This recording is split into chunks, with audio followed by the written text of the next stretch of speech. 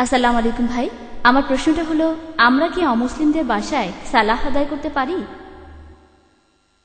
বোন, আপনি প্রশ্ন করলেন যে আমরা অমুসলিমদের বাসায় সালাহ আদায় করতে পারি কি না।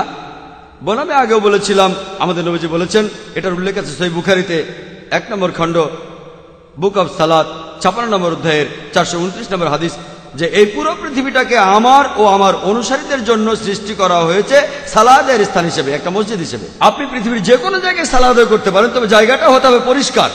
এছাড়াও কিছু নিয়ম কানুন আছে, যদি কোনো অমুসলিমের ঘরে নামাজ পড়তে চান তাহলে পড়তে পারেন, তবে কোনো পরিষ্কার জায়গাতে অথবা পরিষ্কার কাপড়ের উপরে সালাহ আদায় করতে পারেন।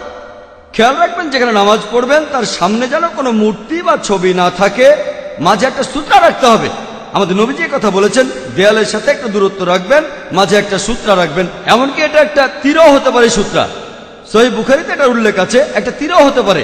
আপনি যদি সালাতের নিয়মগুলো মেনে চলেন তাহলে অমুসলিমদের ঘরেও সালাত আদায় করতে পারবেন, যদি জায়গাটা পরিষ্কার হয় আর সামনে কোনো মূর্তি বা ছবি না থাকে। আশা করি উত্তরটা পেয়েছেন।